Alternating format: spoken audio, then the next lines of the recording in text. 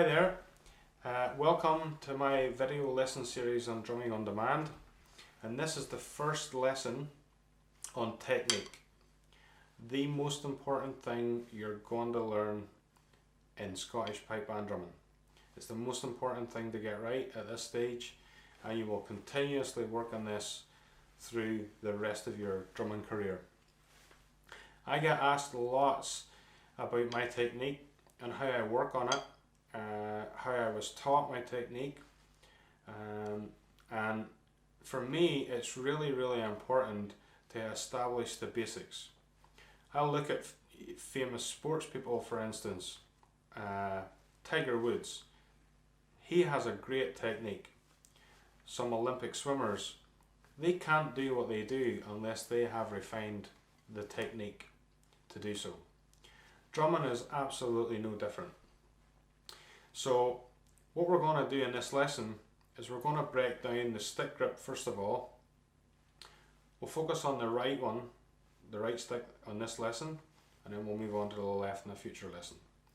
But just take your right stick for now. You can leave your left one down. For me, the most important thing is to establish the points of the hand where the stick needs to sit. For me, the first joint of your index finger and the pad of your thumb is where you'll put the stick between. It's about a quarter of the way down the stick. First joint of the finger on one side, pad of the thumb on the other, with a nice clear open gap here. Now I'll explain why we need this open gap later on. These two fingers here, the middle finger and the third finger, rest on the bottom of the stick. The pinky I tend to tuck in because I don't want to be like an English lady drinking tea. The stick sits right in the center of the wrist, and I try not to come any further back than the lines that go across my wrist here. The reason that I want to do that is because the stick should become an extension of your arm, much like Harry Potter's wand if you're a Harry Potter fan, or a fishing rod. It really doesn't matter how you remember that. It is important that your stick always becomes an extension of your arm. Now when I pull my elbow back, it should be level with my side, and enough of a gap here where I can get a loaf of bread underneath. We don't want your arm to be too tight into your body. Elbow out, nice and relaxed.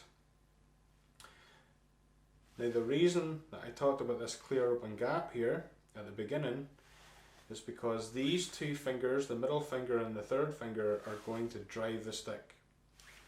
The index finger, that's your pivot point. These two, they're the driver.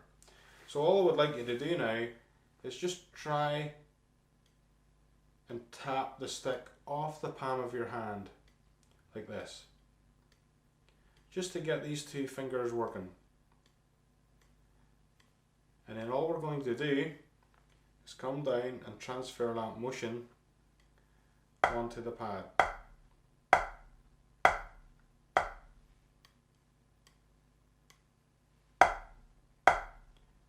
Nothing changes. The shape of your hand should always stay exactly the same. You'll notice that my elbow is in this position and it hasn't moved. We don't want to do this, otherwise you can see it throws the stick out this way.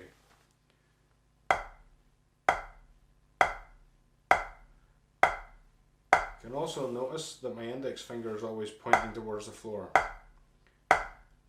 We don't want to turn our hand like this. Try not to put your thumb on top, as that creates a weaker sound. You want your hand to be on top of the stick. Okay, so key points to remember: first joint of your index finger, the pad of your thumb, either side of the stick, clear open gap. Middle finger and third finger drive the stick, tuck the pinky in, elbow by your side, and a little gap under your elbow, just enough for a loaf of bread. And the stick should be an extension of your arm, just like Harry Potter's wand. Good luck with that.